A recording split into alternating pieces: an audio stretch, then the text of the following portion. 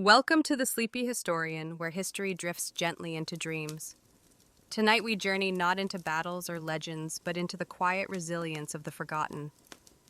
In a time when winters were cruel and comfort was rare, medieval peasants found ways to survive the coldest nights not with wealth but with warmth, shared fires tended, and layers of quiet determination. Their story is not loud, it does not march with trumpets. It lingers gently in the straw of old beds, the low hum of hearth fires, and the breath of families huddled close. So, before we begin, if you find peace in these quiet histories, I invite you to subscribe only if it feels right for you. And let me know in the comments where you're listening from tonight and what time the stars found you. Now let the lights grow soft, let your body rest. And together we'll step into a night-long past, one not written in books, but remembered in warmth.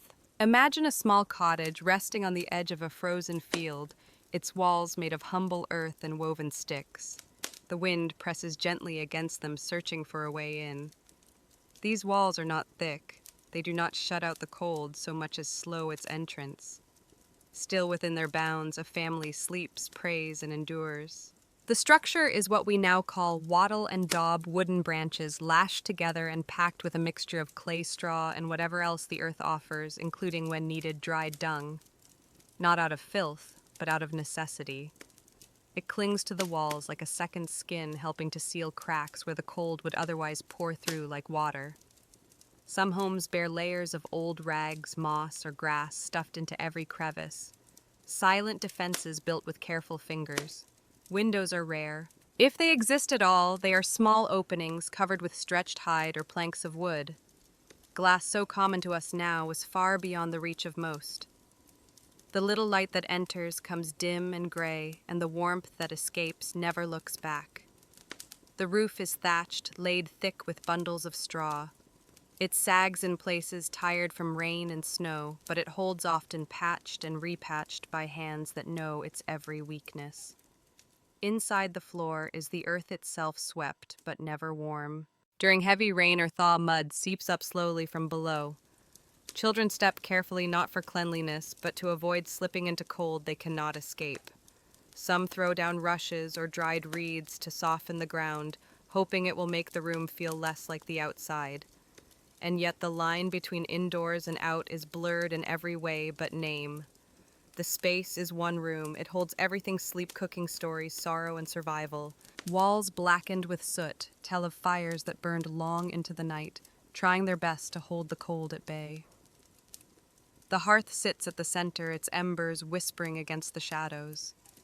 But its warmth does not reach every corner. If you sit too far from the flame, you may as well be beyond the door. Still, the house lives.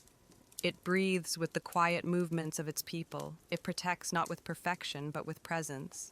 And in its imperfect shelter, generations huddled close, listening to the wind, feeling the cold in their bones, and trusting somehow that morning would come. Thatched roofs looked picturesque, sure, but after a few months of rain and snow, they sagged, leaked, and occasionally let in the local wildlife.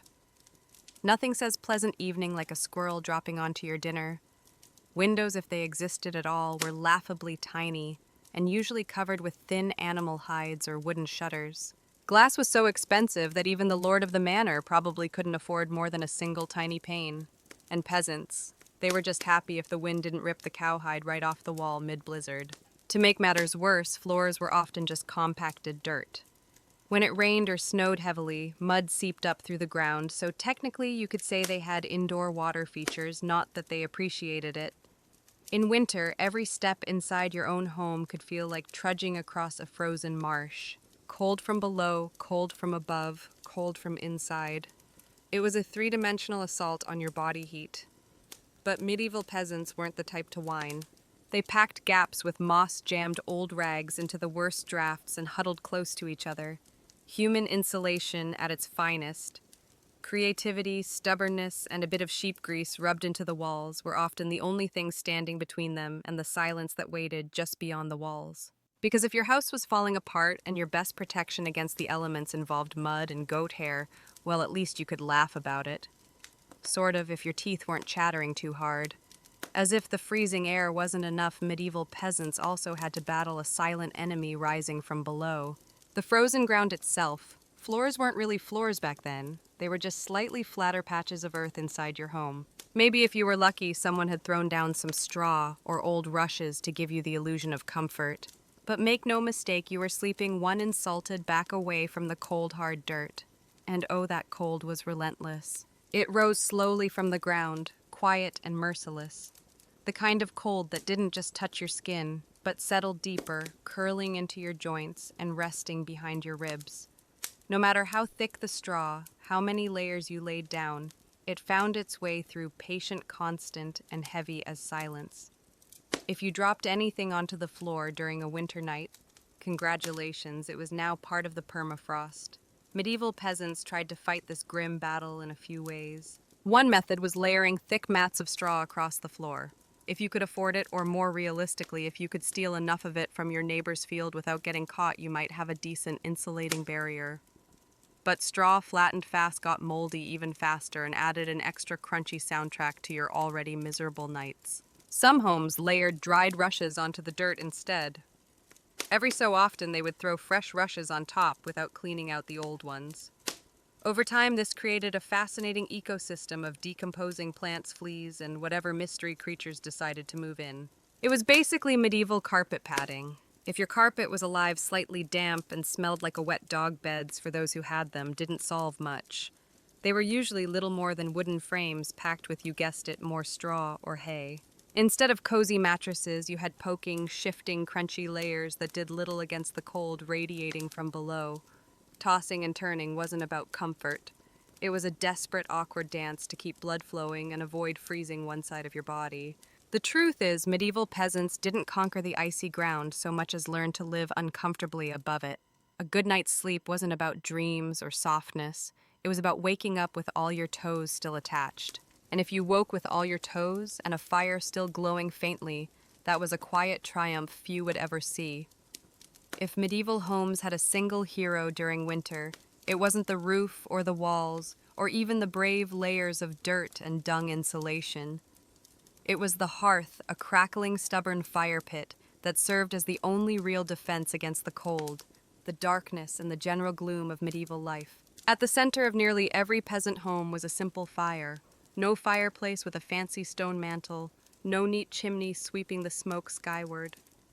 Instead, you had a basic pit or pile of stones, some half-burned logs, and enough smoke pouring into the room to make you wonder if you were slowly becoming a ham. That's right, most homes didn't even have chimneys. Smoke just kind of did its best.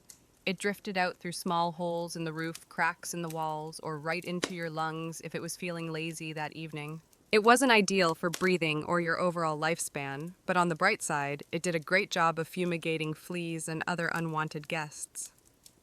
Who needs pest control when you're marinating in smoke 24/7? The hearth wasn't just about warmth either. It was the kitchen, the light source, and sometimes even the medieval version of a television. People sat around the fire telling stories, gossiping, or just staring into the flames because, frankly, there wasn't much else to do after sunset. Keeping the fire alive wasn't just a nice idea, it was mandatory. Letting the fire die out at night was like putting up a sign for the cold to come in and finish you off. Plus, reigniting a fire in winter wasn't as easy as striking a match. You had to work with flint steel kindling and more prayers than you'd ever offered before. Everyone in the family had a duty stoking the flames, watching the embers adding peat sticks, or if you were lucky, a precious piece of dry wood. It was a constant battle between human persistence and the smothering cold that wanted nothing more than to snuff you out. The hearth didn't guarantee survival, but without it, survival was downright impossible. It was a smoky, sputtering, often disappointing little fire. But in a medieval winter, it was the beating heart of hope. If there was one thing medieval peasants feared more than running out of ale, it was letting the fire go out overnight. Without that warm, flickering lifeline, the cold would creep in faster than a tax collector after harvest. And in the dead of winter, restarting a fire from scratch wasn't just inconvenient, it could be deadly. Matches didn't exist yet. Lighters dream on. Rekindling a fire meant striking flint and steel together, praying for a single precious spark, and then coddling that spark with tender love and whatever dry kindling you hadn't already burned days ago. Imagine trying to do all this in the freezing dark, half asleep with frozen fingers.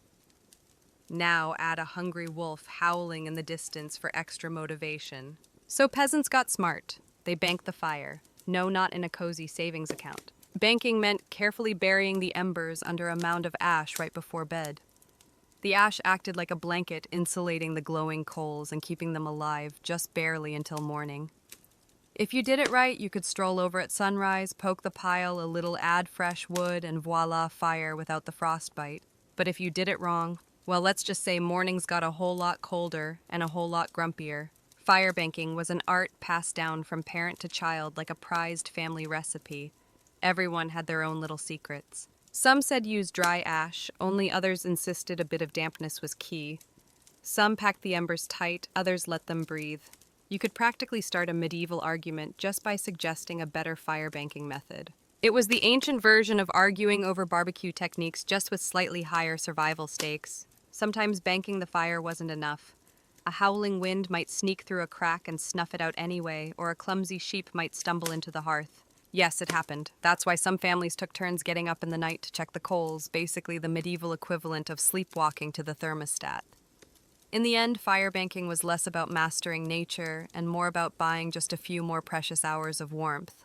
And if you woke up to even a single surviving ember, that was your victory right there, and enough to face another day of battling the cold. In medieval times, the phrase "the more the merrier" wasn't just about parties, it was a winter survival tactic. When the fire sputtered and the freezing winds whistled through every crack, there was one surefire source of warmth: each other. And if that meant sleeping cheek to cheek with your entire family neighbor's livestock and possibly a very confused goose, so be it. Forget about personal space. Privacy wasn't even a concept. On the coldest nights, the goal wasn't comfort. It was don't wake up frozen to the floor. Entire families gathered tightly into the warmest corner of their one-room homes, wrapping themselves in cloaks, old wool, and one another. There were no beds for each person, only space to share. In the quiet hours of the night, with the fire fading low, their bodies became the only warmth that remained pressed close in silent understanding. Younger kids squeezed in between parents, grandparents snuggled under the outer layers, and if Cousin Ethel showed up unexpectedly, well, there was always room for one more. If you were lucky, you got to sleep in the middle, where body heat radiated from all sides. If you were unlucky, you were on the edge, the medieval equivalent of sleeping next to the door of a meat locker, and woe to the person who moved too much during the night. You shift once to get comfortable, and suddenly you've knocked Aunt Maud into the freezing draft by the wall. Congratulations, you're now the family villain. Sometimes even bedding was shared, a communal straw mattress that slowly flattened under the nightly weight of multiple generations. And because hygiene wasn't exactly winning any awards back then, let's just say it wasn't the most fragrant sleeping arrangement. But hey, when it's you versus frostbite, you stop being picky. Body heat wasn't just nice, it was strategic. Some medieval guides even recommended deliberately arranging the strongest, warmest people on the outside of the group, like human shields against the cold. Babies and frail elders were tucked deep in the center, treated like the precious little heat generators they were. This wasn't just about survival, though. Over time, it became part of daily life, part of family bonding. Long winter nights huddled together led to storytelling, singing, and undoubtedly some very interesting conversations muffled under a shared wool blanket. So next time your sibling steals your blanket or your dog hogs the bed, just remember, at least you're not fighting for elbow space between a snoring uncle and a particularly judgmental goat. If you thought modern roommates were a challenge, medieval peasants would like to introduce you to their winter housemates. Cows, goats, pigs, chickens, basically anything with a pulse and a little bit of body heat. Bringing animals indoors wasn't just a quirky village tradition, it was vital for survival. Livestock generated warmth, and in a poorly insulated hovel, where the wind howled louder than your stomach, every little degree mattered. Plus, if your goat shared a wall with you, it was slightly less likely to get stolen by a neighbor in the dead of night. 2 birds, 1 stinky stone. At night, the home transformed into a quiet shelter, not only for people, but for the animals as well. Chickens settled into corners, their feathers rustling softly in the straw. Pigs rested near the hearth, their breathing slow and steady. And the cows, gentle and still, lay close to the walls, sharing their body heat without a sound. In the heart of winter, this closeness was not disorder, but survival. and the rhythm of each breath, human and animal alike, became a quiet hymn of endurance. It wasn't glamorous, far from it. The air was thick with the scent of straw and smoke, and the unmistakable closeness of too many lives sharing too little space. But no one complained. The warmth of another living body mattered more than the discomfort. In those nights, survival meant breathing together, sleeping together, and waking together in a world that did not forgive the cold. The scent lingered thick in the air, a blend of hay animals, earth, and time. For those who lived it, it was not pleasant, but it was familiar, a part of life, a part of winter. And after a while, even the harshest smells faded into the background of survival. By springtime, the perfume of a shared winter was something fierce. You didn't need to light a candle, your nostrils were already on a wild ride. But medieval peasants developed a selective nose. They didn't complain much because they knew one uncomfortable truth. The more animals inside, the fewer frozen toes in the morning. Certain animals even had prime spots. Cows, being the biggest and warmest, usually took center stage near the family. Goats were allowed closer in for their warmth, and because goats, being goats, would find a way inside anyway. Chickens roosted in rafters or old baskets, and pigs, well, pigs didn't care. They plopped down wherever they pleased, probably right in the middle of the floor. Of course, sharing your bedroom with livestock wasn't without hazards. Imagine drifting off peacefully, only to be rudely awakened by a chicken deciding your hair makes a good perch, or stepping barefoot into something suspicious. First thing in the morning. Yes, medieval mornings could be full of surprises. Still, despite the noise, the smells, and the occasional hoof to the ribs, peasants understood the simple math. Cold kills and cows cuddle whether they want to or not.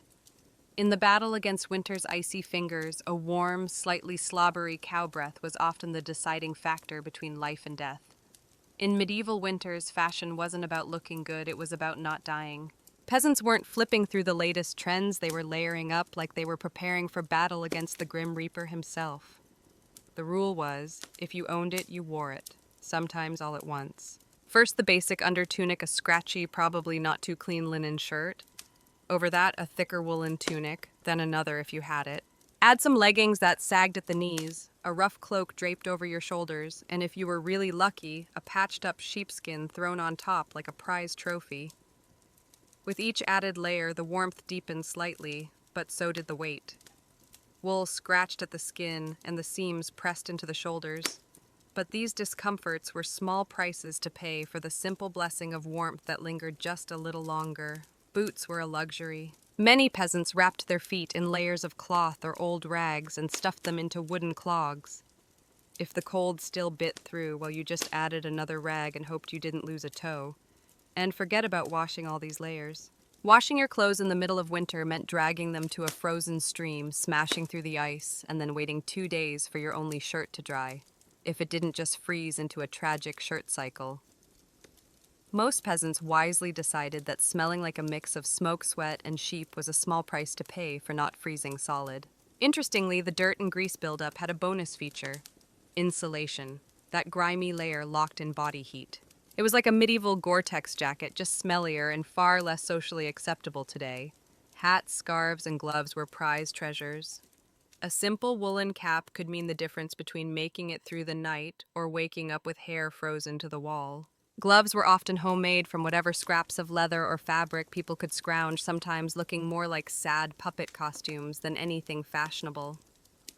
Children were especially swaddled until they resembled overstuffed turnips waddling awkwardly around the house.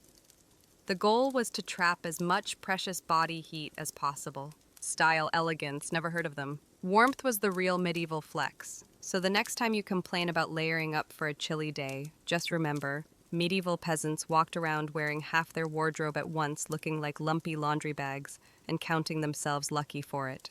In the medieval peasant playbook, dirt wasn't just something you scrubbed off. It was practically a survival tool. As it turns out, getting grimy wasn't a sign you'd given up on life. It was tactical, strategic. Dare we say genius? See, winter posed a very specific problem: heat loss. Clean clothes, especially freshly laundered linen, were surprisingly terrible at keeping you warm. They were breathable, sure. But when the air temperature hovered somewhere between hypothermia and instant regret, breathable wasn't exactly a selling point. That's where dirt came in. as peasants trudged through day after day without washing their clothing. Layers of grime, natural body oils, and good old-fashioned mud began to build up on their tunics, cloaks, and leggings.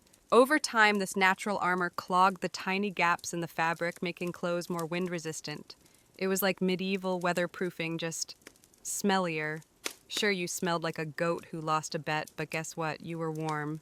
In fact, some medieval folks believed that washing yourself too often in winter could actually make you sick. Better to keep that protective, holy filth barrier intact. Bathing was rare laundry, even rarer, and soap, when it existed, was reserved for serious occasions like when the bishop showed up or maybe right before you died. Adding to the strategy, peasants layered their clothes without changing the ones underneath. You just threw your new layer on top of last month's. Eventually, you became a walking museum of the past 6 weeks, every stain telling the heroic story of that one time I slipped in the mud but didn't die. To outside observers, medieval peasants might have looked and smelled like they had completely given up on hygiene, but the peasants knew better. That grimy, crusty tunic was a thermal shield against death by frostbite. It wasn't glamorous, but neither was freezing to death because you wanted to smell like flowers. Besides, in a world where literally everyone stank to high heaven, you weren't offending anyone. Nose blindness was practically a way of life. So yes, in medieval winters, filth wasn't failure, it was fashion, it was function. And if you had a thick, greasy outer layer by February, you, my friend, were winning at life. If you thought medieval peasants spent their winters tucked into plush feather beds with embroidered quilts, think again. The reality was a bit more rustic.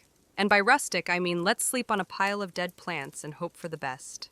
Beds in the medieval peasant world were usually a rough wooden frame, if you could afford one, covered with a big sack stuffed full of straw hay or old rushes. That's it. No memory foam, no orthopedic support, no five-star hotel experience.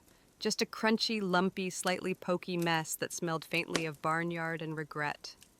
Every toss and turn in the night brought a delightful soundtrack of crinkling straw and the occasional sharp jab from a rogue stork. Some peasants even skipped the wooden frame altogether and just threw the straw straight onto the dirt floor, creating a luxurious ground-level sleeping experience that modern influencers would probably rebrand as earth-connected slumber. The straw mattresses weren't just uncomfortable, they were temporary. Over time, the straw flattened, grew moldy, attracted bugs, and generally turned into a biological hazard zone. Changing the straw was a big event, usually done a few times a year if you were diligent, or whenever your bed started actively moving without your permission. Rushes were a popular alternative. These long grasses were spread thick on the floor, sometimes mixed with herbs like lavender or rosemary, to mask the overwhelming odor livestock aroma of daily life. Fresh rushes smelled lovely for about a day. After that, they became part of the muddy, trampled landscape inside the house, blending seamlessly with dirt, food scraps, and whatever else wandered in. And let's not forget the bedfellows. Fleas, lice, and other charming critters loved straw bedding almost as much as peasants did. If you woke up scratching more than you slept, congratulations, you were living the authentic medieval experience. Despite the hardships, these humble beds were lifesavers. Piles of straw provided a crucial insulating layer against the frozen earth, and clumping together atop them created pockets of shared body heat, medieval central heating at its finest. So next time you sink into your soft, supportive mattress, just remember. Somewhere out there, a medieval peasant is looking down at you from history, grinning through a mouthful of missing teeth and saying, "Must be nice." When you live in a house made of sticks, mud, and optimism, you quickly learn that winter breezes aren't just a nuisance, they're personal attacks. Medieval peasants didn't just fight the cold from the outside, they fought it from inside their own homes, armed with nothing but whatever they could cram into the cracks. And trust me, there were a lot of cracks. Walls warped, mud crumbled, thatch sagged.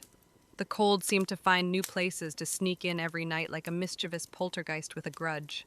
Sealing up the house became an art form. Peasants stuffed gaps with moss, straw scraps of old cloth, bundles of dry grass, and sometimes even animal hair. If it was soft, squishy, or vaguely insulating, it was jammed into a hole somewhere.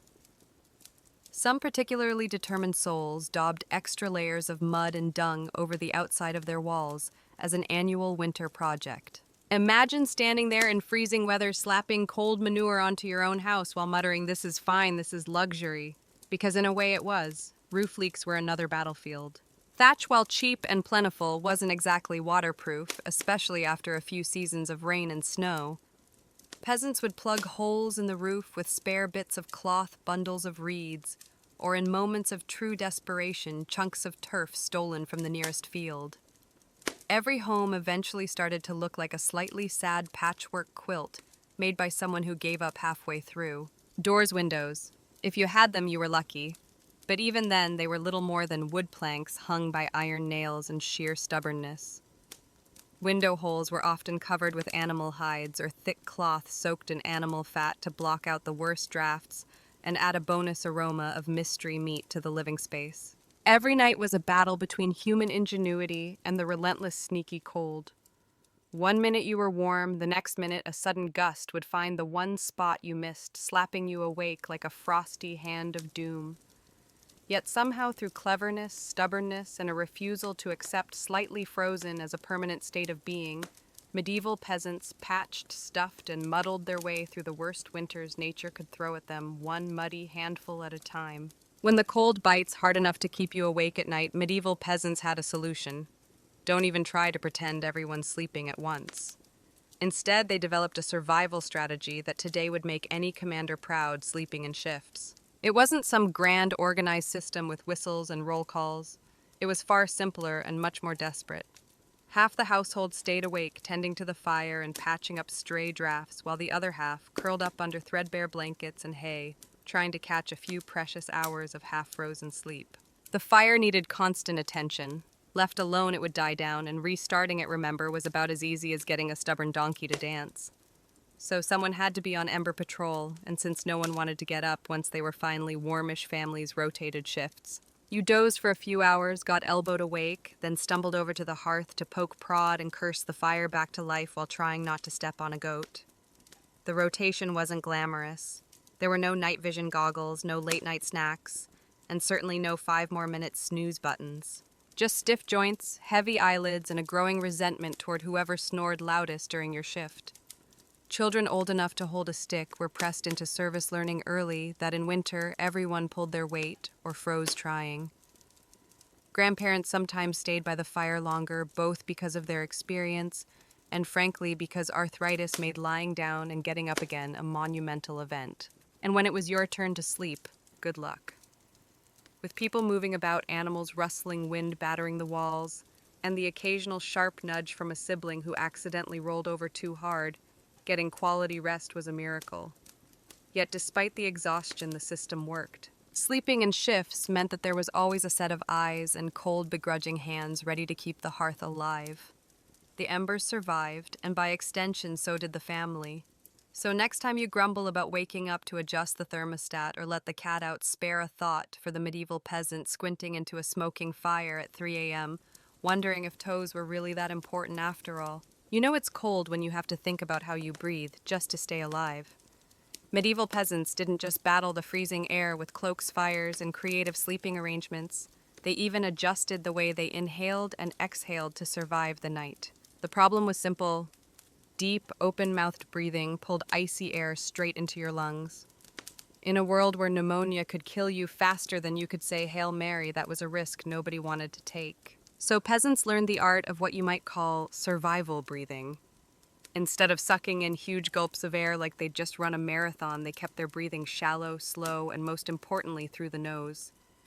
The idea was to gently warm the incoming air a bit before it hit their lungs. It wasn't perfect, but it was better than coughing yourself into the grave by February. If you accidentally took a big mouthful of cold air, congratulations, you just bought yourself a ticket to a week of hacking up bits of what felt like your soul with no doctors in sight, and Grandma treating you with hot onion tea and firm prayers. Some people even tucked parts of their cloaks, shawls, or rags up over their faces while they slept, creating a makeshift breath-warmer barrier. Of course, this also meant you ended up with a damp, slightly soggy fabric patch clinging to your mouth by morning, but hey, it beat freezing from the inside out. Children were taught these tricks early on. Parents would scold little ones for panting like dogs indoors during the cold months.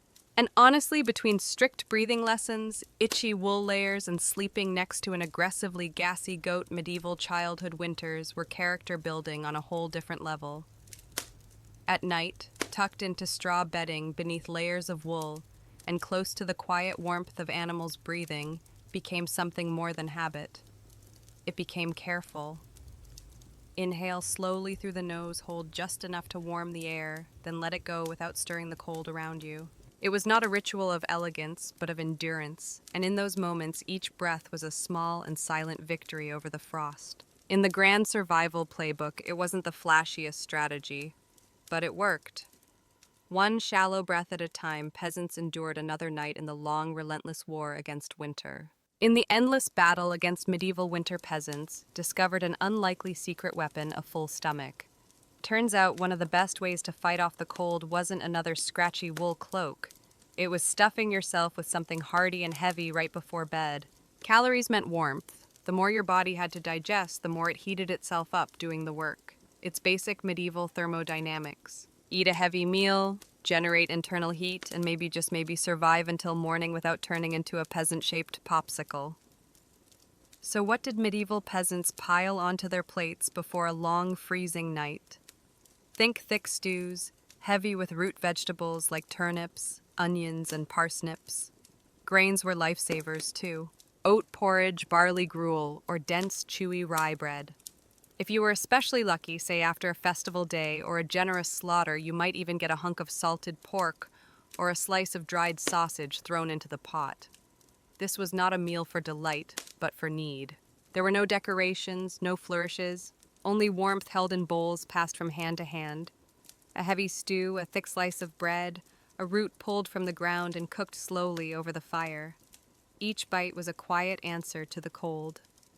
It was one enormous, vaguely brown meal designed to sit in your gut like a friendly brick slowly burning through the night and keeping you just a little bit warmer. It wasn't just about eating a lot, it was about eating smart. Foods that took longer to digest provided a slow, steady trickle of warmth. Fatty foods were particularly prized, not just for the energy they provided, but because fat burns slower than lean meat. A belly full of stew bread and a questionable amount of lard. Peak medieval winter luxury. Parents made sure even the pickiest children ate heartily. Nobody cared if little Thomas didn't like turnips. You ate the turnips, or you shivered through the night thinking about how much you missed the turnips. Harsh but effective parenting, medieval style. Of course, heavy nighttime eating came with its own hazards. You might be warmer, but you were also risking a night of vivid, bizarre dreams fueled by a stomach trying desperately to process an entire field's worth of cabbages. Was it worth it? Absolutely. Because in the end, peasants weren't aiming for a Michelin star meal, they were aiming to survive. And if that meant going to bed full bloated and breathing gently through your nose next to a steaming cow well, that was just another night in the ongoing quest to see another frosty sunrise. Long before electric blankets and fancy heated mattress pads, medieval peasants had to get creative if they wanted a little extra warmth at bedtime. And that's how the humble haybox and the ever-glamorous heated stone became winter's unsung heroes. Let's start with the haybox. It sounds rustic, and it absolutely was, but the idea was pure genius. Peasants would take a sturdy wooden box, line it thickly with hay, and use it to store food that had been cooked earlier, keeping it warm for hours. Leftover stew, hot porridge, toss it into the haybox, cover it up, and it stayed hot enough for a late-night snack without needing to risk reigniting the fire. Medieval slow cookers, basically. But peasants didn't just stop at food. They realized if hay could trap the heat from a stew pot, it could also trap the heat from something even better: rocks. Enter the era of the heated stone. Before heading to bed, someone probably, whichever unlucky child lost the family argument, would grab a flat stone and chuck it into the heart of the hearth fire. After roasting it until it was nearly too hot to touch a fine line between helpful and third-degree burn, they'd fish it out using a stick or some old tongs. The stone, still radiating blissful warmth, would be carefully wrapped in rags, tucked into an old piece of cloth, or jammed into a clay pot, then slipped under the hay in the mattress, or down at the foot of the bed. A medieval heating pad ready to do battle against the frozen earth. Of course, there were risks. If you didn't wrap the stone properly, congratulations, you now had a small localized house fire.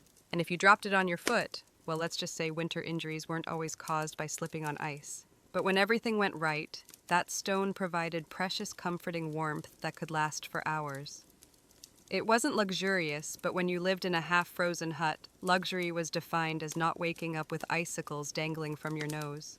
In the grand arsenal of medieval winter survival, a hot rock tucked into some hay might not sound glamorous, but for peasants clinging to whatever heat they could find, it was a tiny miracle. In a medieval peasant's home, the hearth wasn't just where you cooked dinner, it was practically a family member. A temperamental, smoky, sometimes uncooperative family member, sure, but still absolutely essential to survival, especially when it came time to sleep. The closer you were to the fire, the better your odds of waking up unfrozen. That meant sleeping arrangements were less about personal preference and more about strategic positioning. Infants, the elderly, and anyone sick or frail got first dibs on prime hearth real estate. Parents, older kids, and sturdier adults fanned out from there like human insulation layers. Being assigned a spot close to the fire wasn't just kindness. It was basic survival math. Babies were fragile heat generators, and elders were precious repositories of family knowledge, and let's be honest, the best gossip. Protecting them with prime warmth was non-negotiable. But it wasn't all cozy toasting by the flames. Too close, and you risked waking up with your hair singed or your cloak smoldering suspiciously. Too far, and you were basically camping in an icebox. It was a delicate dance. Stay near enough to bask in the fire's glow, but not so near that you had to explain to your neighbor why you now looked like a half-cooked roast. The fire also didn't spread warmth evenly. It mostly roasted the people directly in front of it, while everyone else fought over the narrow cone of heat like cold lizards jostling for a sunbeam. If you were lucky enough to fall asleep facing the fire, you might have one blissfully warm side, and one side frozen so solid you could probably knock on it. Pets and livestock, of course, muscled in too. The dog might wedge itself between you and the fire tail, wagging dangerously close to open flame. Chickens sometimes perched perilously on hearthstones, clucking softly into the night like tiny, feathery guardians of warmth. Every crackle of the logs, every shift of glowing embers was a tiny promise. You're still alive, you're still warm, for now. And so peasants drifted into uneasy sleep, lulled by the fire's pops and hisses, each breath forming small clouds in the frigid air beyond the fire's fragile circle. It wasn't perfect. It wasn't comfortable. But it was life clinging to warmth by a thread of glowing coals. In the medieval world, no one survived winter alone unless they wanted to become a very stylish frozen statue by January. Survival wasn't just a family affair. It was a village project, a messy, muddy, loud collaboration where everyone's warmth and life depended on everyone else. The peasants knew that in the dead of winter, a strong fire and a pile of hay could only do so much. If your neighbor's house went dark, you noticed. If the smoke from old Tom's hearth suddenly stopped curling into the sky, someone went to check. And not just because Tom owed you a chicken, though, that might be part of it, but because community meant survival. Villages had unofficial winter watchers, often the young or the elderly, who couldn't work the fields but could keep an eye on who was coughing too hard, who hadn't come to barter at the market in a few days, or whose home looked a little too still in the morning frost. These people were the medieval version of neighborhood patrol, minus the reflective vests, plus a lot more sheep. If a family's fire went out, it was a near emergency. A kind neighbor might carry over a glowing ember wrapped in cloth, careful not to let it die before it reached the hearth next door. And if the fire could not be saved, the family would open their door and offer a corner of their home, no matter how crowded. In the heart of winter, there was no such thing as too many bodies or too little space. There was only warmth shared and silence endured together. Communal food stores played a role too. During especially brutal winters, villages sometimes pooled their last salted meat grain and dried vegetables. It was grim charity, no one had much, but a few communal meals could be the difference between staggering into spring or not. Even children understood the stakes. They helped deliver wood-shared embers and ran urgent messages when someone needed help. No one was too small or too tired when winter came knocking. Sure, medieval villages weren't all sunshine and hugs. Feuds happened, disputes over land goats or who borrowed whose good cooking pot never really went away. But when the nights grew deadly cold, old grudges were often quietly shelved. After all, a rival was still worth saving because tomorrow it might be you needing rescue. In the icy heart of winter, the village became one big stubborn family. Sometimes dysfunctional, often hilarious, always fiercely determined to survive together. One muddy boot, one crackling ember, one frozen smile at a time. When medieval peasants faced the merciless cold of winter, they didn't just pile on cloaks or stoke the fire, they prayed. A lot. Because when the wind howled like wolves outside your paper-thin walls and the fire shrank into sullen embers, you wanted every possible advantage, including a little divine intervention. Faith wasn't just a Sunday affair back then, it was woven into every frozen breath. Before crawling under layers of straw and scratchy wool, families would kneel together, offering up hurried prayers to keep the fire burning the roof intact, and their toes attached by morning. Saints became more than distant holy figures, they were winter's frontline defense. Saint Blaise, for instance, was called upon to protect against throat ailments, not a minor concern when one mouthful of icy air could land you coughing up your soul. Saint Nicholas wasn't just the jolly gift giver of later legend. He was also asked to protect households from sudden ruin during the lean, deadly months. Superstitions wrapped themselves snugly around daily survival. Some families sprinkled a little holy water near the hearth before sleeping, hoping it would protect against evil spirits, or at the very least, mischievous drafts. Others marked doorways with blessed chalk after certain feast days, pleading for warmth and luck to find their way inside. Candles played a role too. Special vigil candles, often blessed by the local priest or the most pious old woman in the village, were sometimes kept burning throughout the night, a flickering plea against the cold darkness clawing at the walls. And sometimes in the quiet before sleep, they made small promises under their breath. If the roof would hold, if the fire would last, if morning would come, they would be more patient, more grateful, more gentle with those around them. It was not bargaining, but hope whispered into the darkness. Faith wasn't some abstract comfort, it was a daily, urgent conversation. The peasants weren't asking for luxury, just survival. A little heat, a little food, and one more day to muddle through until spring broke the frozen grip on their tiny villages. It was simple, raw hope whispered into the smoky rafters, tangled in breathless prayers, and tucked under itchy blankets that somehow carried them through the endless, merciless nights of winter. For all the ingenuity, prayers, and stubbornness medieval peasants threw at winter, the truth was chilling. Sometimes it wasn't enough. And when winter won, it didn't just take a few unlucky souls, it took entire families, whole villages, vanishing them into silence beneath a heavy shroud of snow and ice. Some winters were particularly cruel, like the infamous Great Famine winter of 1315, when rains destroyed crops. Livestock starved, and freezing temperatures turned an already brutal existence into a slow, grinding disaster. People were so desperate that stories whispered of eating shoe leather bark, and in the most horrifying cases, each other. Failure to keep the fire alive wasn't just an inconvenience, it was often a death sentence. Without the hearth's meager warmth, families huddled together for the final time. Neighbors would sometimes stumble across whole households and spring bodies, still locked in one another's frozen embrace, as if trying to share just a little more heat until the very end. Houses themselves could collapse under the weight of heavy snow or battering ice storms. A roof giving way in the middle of a frozen night wasn't just catastrophic, it was often fatal. Dragging yourself through thigh-deep snow to beg shelter from neighbors wasn't a guarantee either, especially if those neighbors were already stretched to the breaking point. Disease loved the cold too. Starvation weakened the body, and cramped, smoky homes turned into breeding grounds for pneumonia, bronchitis, and other deadly infections. A simple cough in December could easily be a funeral by January. And then there was the quiet horror frostbite. Fingers, toes, even ears blackened and died while still attached to their owners. Some villagers survived winters at the cost of their limbs, a grim badge of honor that said, "I made it through, but winter took a piece of me." And perhaps the most haunting truth was how familiar it became. Each winter, some did not wake. Some fires faded and were never rekindled. The villagers did not speak of it loudly. They simply noticed who was no longer at the door, who no longer came to the hearth. In the stillness of cold mornings, absence spoke softly but clearly, and life moved forward with quiet reverence for those left behind. Even amid the bitter cold and constant threat, medieval peasants pressed on, stubborn grieving, clinging to life. Because as long as there was one ember left in the hearth, one breath hanging in the frozen air, there was still a fight worth fighting.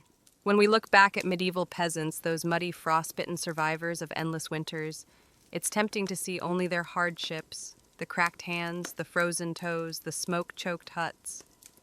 But buried beneath all that struggle is something far more powerful, a legacy of raw, stubborn ingenuity and unbreakable endurance. They didn't have central heating thermal jackets or cozy memory foam mattresses. They didn't even have the luxury of assuming they'd survive until spring.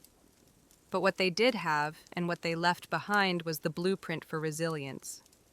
Every hay-stuffed mattress, every hand-banked fire, every moss-crammed wall gap was a testament to human creativity under pressure. Faced with impossible odds, they didn't collapse in despair. They adapted. They learned from the land, from each other, and from the bitter lessons carved by each brutal winter. Their communities were built on more than shared land. They were built on shared survival. They taught each other to watch over the sick, to pool resources when food ran low, to trust that helping a freezing neighbor today meant someone might help you tomorrow. They lived by the understanding that no one beats winter alone. Their faith, too, was a kind of endurance. They wove prayers into their daily lives, not just out of fear, but out of hope. Fragile, stubborn hope that tomorrow might be a little warmer, a little brighter. Hope that after 100 dark nights, spring would come again, and life would find a way to push through the frozen ground. And somehow it did. Because of their sacrifices, because of their unglamorous victories, surviving one more night, one more storm, future generations thrived. Bit by frozen bit, they pushed humanity forward, enduring winters their ancestors could barely survive, until warmth and comfort became common expectations instead of distant dreams. Their blood, sweat, and ingenuity are stitched invisibly into the lives we live now. Every cozy blanket, every warm house, every lazy winter evening spent sipping tea under soft lights. All of it is the end result of countless medieval peasants refusing to give in to the cold. So, when the wind presses softly at your window tonight, when the blanket feels a little warmer and the room a little quieter, perhaps remember them, the ones who lived through nights much colder, without comfort, without certainty, but with a quiet strength that carried them from darkness into dawn. Not warriors, not kings, but hands that tended fire, shoulders that sheltered family, and hearts that waited for spring. Their names may be forgotten, but their endurance remains a quiet legacy woven into the warmth we now hold without thinking. And as you rest tonight, may that same stillness surround you, and may your sleep be soft, your breath steady, your dreams peaceful, like a hearth that never quite goes out. Anne Boleyn didn't come into the world with a crown on her head or armies at her feet. Born around 1501, likely at Blickling Hall or Hever Castle, she was the daughter of Thomas Boleyn, an ambitious diplomat, and Elizabeth Howard, a noble woman with powerful family ties. In the grand scheme of Tudor society, Anne's birth barely stirred a ripple. Yet from these modest beginnings, something extraordinary was taking root, a life that would one day tilt the course of English history. From an early age, Anne was set apart not by her wealth, but by her mind. She was clever-spirited and, by all accounts, magnetic. Recognizing her potential, her family sent her abroad to the continent where her education truly began. First, she served Margaret of Austria in the glittering court of the Netherlands, an experience few English girls could dream of. There, Anne absorbed the art of diplomacy, refined manners, and the subtle dance of European politics. But it was in France that Anne's brilliance was truly polished. She spent years in the sophisticated courts of Queen Claude and Queen Marguerite of Navarre, learning the language of influence, elegance, flirtation, wit. While other young women perfected their embroidery, Anne mastered conversation, intrigue, and the art of commanding attention without ever seeming to seek it. By the time she returned to England in the early 1520s, Anne was something rare, a woman who could rival the sophistication of continental courtiers while carrying the ambition of a rising English house. She wasn't a classic beauty, even her admirers admitted as much, but she was arresting. Dark eyes that sparked with intelligence, a quick musical voice, a way of moving that suggested purpose, just barely concealed beneath layers of courtly grace. Anne didn't just enter rooms, she changed their gravity. At a time when a woman's fate was often sealed by birth and marriage, Anne refused to drift quietly into obscurity. She had seen the power that charm and intellect could wield in foreign courts, and she intended to use that knowledge at home. Anne Boleyn was still a young woman, then clever, ambitious, untested, but history was already beginning to stir around her. The girl who returned to England was no longer just Thomas Boleyn's daughter. She was a player in a larger game, one that would soon engulf the crown itself. When Anne Boleyn returned to the English court, she was unlike anyone the nobility had ever seen. In a world full of pale-faced, modest English roses, Anne was a thunderstorm electric, unpredictable, impossible to ignore. Her dark hair, bold eyes, and quick, sharp wit set her apart from the gentle, obedient ladies who filled the court of King Henry VIII. At first, she played the role expected of her, a maid of honor to Queen Catherine of Aragon. But even in the Queen's shadow, Anne's presence flickered like a candle too bright to snuff out. She danced gracefully, spoke French with the ease of a native, and laughed with a confidence few women dared display. Men noticed. Women gossiped. The court buzzed quietly about the striking Boleyn girl. It wasn't long before she caught the most dangerous attention of all the king himself. Henry VIII was no stranger to flirtation. His court was a playground of whispered promises and secret liaisons. But Anne was different. She didn't swoon at his compliments or fall eagerly into his arms like so many others had. She teased, she challenged, she refused. Henry, a man used to instant adoration, was captivated. The more Anne held him at arm's length, the deeper he fell. Letters passed between them filled with declarations of love, frustration, longing. Henry offered her the role of royal mistress, the most powerful, unofficial position at court. Anne astonishingly said no. She would not be just another conquest, a forgotten mistress lost to time.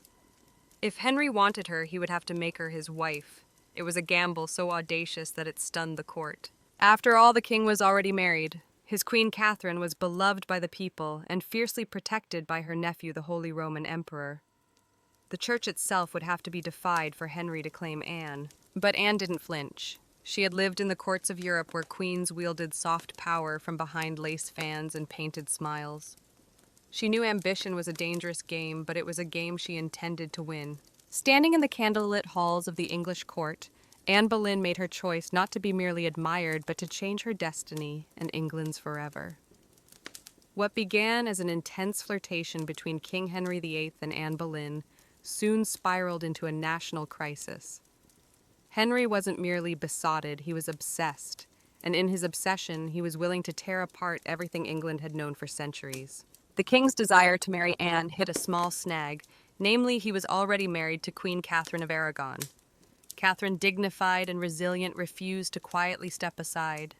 She had been Henry's faithful wife for 2 decades, and in the eyes of God and the English people, she was the rightful queen. Divorce wasn't just scandalous, it was almost unthinkable. But Henry was determined. He convinced himself and tried to convince everyone else that his marriage to Catherine was cursed because she had once been married to his brother Arthur. Never mind that the Pope had granted special permission for their union years ago. Henry now insisted that his soul was damned unless he annulled the marriage. Anne, for her part, knew better than to appear too eager. She kept herself just out of reach, alternately encouraging Henry's hopes and maintaining her distance. Every glance, every word was measured. She wasn't merely aiming for marriage, she was positioning herself to become Queen of England. The court erupted into whispers and factions. Some noble families eagerly courted Anne's favor, seeing the winds of power shifting. Others clung fiercely to Queen Catherine, horrified at the idea of Anne replacing her. Diplomats wrote desperate letters back to Rome, foreign monarchs threatened retaliation. Henry's own advisors shifted uneasily, sensing the ground trembling beneath their feet. As months turned into years, Henry's frustration grew. He bombarded the Pope with petitions, maneuvered his lawyers into finding loopholes, and slowly began to realize that the church would not bend easily. Catherine had powerful allies, including her nephew, Emperor Charles V, the most powerful man in Europe. Still, Henry pressed on, defying advice, tradition, and increasingly the law itself. His courtship with Anne had become something far greater than personal desire. It was now a challenge to the very structure of England's political and religious life. Anne wasn't just capturing a king's heart. She was dragging an entire kingdom into uncharted waters. A dangerous game had begun, and there could be no turning back.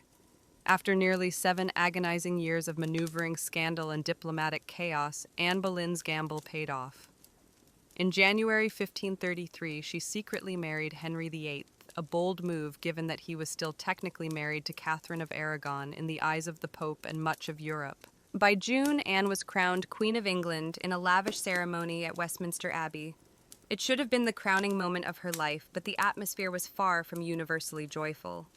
The people of London watched with wary eyes. Some cheered, others muttered prayers for Queen Catherine. Many wondered if this new queen, with her French manners and daring spirit, was a blessing or a curse. Anne entered her queenship not as a beloved figure, but as a storm. Unlike Catherine, who embodied traditional English values of humility and piety, Anne was dazzling, provocative, and politically savvy. She wore bold colors, commanded the court with sharp intelligence, and made powerful enemies with breathtaking speed. Her position, while seemingly secure, was also terrifyingly precarious. Everything rested on one thing: providing Henry with a male heir. Anne knew this as keenly as anyone. She was not merely Henry's lover anymore, she was the hope of a dynasty. Early in her pregnancy, Anne and Henry were elated, certain the child would be a boy. But in September 1533, Anne gave birth to a daughter, Elizabeth. To Anne's credit, she masked her crushing disappointment with grace, insisting the next child would surely be a son. Henry, however, was less composed. His eyes, once full of adoration, now flickered with doubt. Still, for a time, Anne's star burned brightly. She reshaped the English court in her image, elevating her family to unprecedented heights and becoming the first queen in English history crowned with the sacred oil usually reserved for kings. Her influence was vast. Foreign ambassadors sought her favor, courtiers reshuffled alliances to be in her good graces. The once obedient Henry began moving England officially away from Rome, creating the Church of England with himself at its head, all so that Anne's crown could not be questioned. Yet even in her triumph, dark clouds gathered. Friends whispered behind their hands, rivals circled waiting, and Henry, fickle and restless, was already beginning to look beyond the brilliant woman who had rewritten the kingdom for him. Anne had won the throne, but keeping it would demand more than charm, ambition, or even love. Anne Boleyn had climbed higher than almost any woman of her time. But the higher you rise, the harder the fall. Almost from the moment she placed the crown on her head, the cracks in her world began to show. At the heart of Anne's struggles was the pressure to produce a male heir. Her first child, Elizabeth, though bright and healthy, was not the son Henry the Faithful had hung his dynastic hopes upon, and the clock was ticking. Anne suffered multiple pregnancies in quick succession, but heartbreak followed miscarriages that left her physically weakened and emotionally battered. Each lost child chipped away at the foundation she had built. Henry, once passionately devoted, began to pull away his disappointment, carving rifts between them. Anne, never one to suffer in silence, argued, demanded, fought to keep her place. But Henry, a man who prized obedience as much as beauty, grew tired of her sharpness, her defiance, the very fire that had once drawn him in. Outside the royal chambers, enemies were gathering like wolves. Many nobles who had tolerated Anne's rise with gritted teeth now openly schemed for her downfall. Catherine of Aragon's supporters never forgave Anne for what they saw as theft and sacrilege. Even commoners whispered against her, calling her the great whore, blaming her for the schism with Rome and the heavy-handed changes that followed. And then came Jane Seymour. Quiet, demure, everything. Anne was not Jane, captured Henry's wandering attention, just as Anne's influence began to wane. Where Anne had dazzled him with brilliance and challenge, Jane offered soothing compliance. It was a dangerous shift, and Anne, perceptive as ever, saw it happening. She tried to reclaim her position, lavishing attention on Henry, promising more sons, begging for patience. But the king, ever fickle, had already begun imagining life without the woman, for whom he had once torn a kingdom apart. Anne's political enemies, including Thomas Cromwell, once her ally, sensed the changing tide. They began laying the groundwork for a campaign of destruction, quietly gathering accusations, rumors, and witnesses. The woman who had played the dangerous game of ambition so masterfully was now losing ground. Anne had won her crown through cunning and courage, but in the brutal, shifting world of Henry's court, past victories meant little. Only fresh success mattered, and Anne's enemies were sharpening their knives. The queen who had shattered a kingdom would soon see how quickly a kingdom could shatter her. Anne Boleyn's enemies didn't attack her with armies or swords.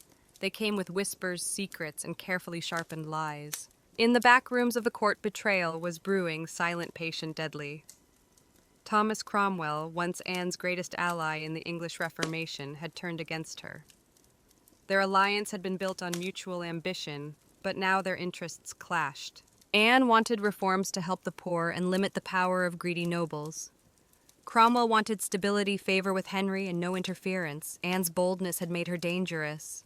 And in Henry's fickle heart, love had curdled into irritation, suspicion, and cold detachment.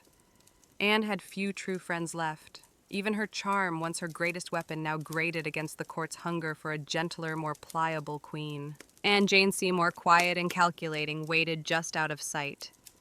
The perfect contrast to Anne's fading fire.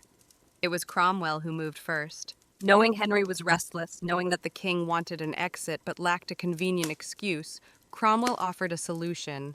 What if Anne could be removed not by divorce, which would humiliate Henry, but by disgrace? The accusations were wild, monstrous even. Adultery, incest, conspiracy against the king. Anne, the proud, brilliant queen, painted as a betrayer, a temptress, a threat to the very crown she once redefined. Cromwell carefully gathered evidence, coaxing confessions under torture, twisting courtly flirtations into damning testimony. Several men, including Anne's own brother, George Boleyn, were arrested. The charges made little sense. They were riddled with contradictions and impossibilities. But in Henry's court, truth was whatever the king needed it to be. Anne, sensing the tightening noose, fought desperately. She appealed to Henry's memory, to the love they had once shared. But it was no use. The man who had once torn England apart for her now refused to meet her eyes. In May 1536, Anne was arrested and taken to the Tower of London. As the great gate slammed shut behind her, she knew the truth. She was no longer a queen. She was a prisoner, a pawn, trapped in the brutal game she had once played so masterfully. Betrayal had sealed her fate. And now alone in the Tower, Anne Boleyn waited for the final move. Anne Boleyn stood in the great hall of the Tower of London, facing a tribunal of nobles, many of whom owed their very titles and fortunes to her rise. Now they sat in judgment, cold and watchful, prepared to erase the woman who had once changed the destiny of England. The charges against her were shocking.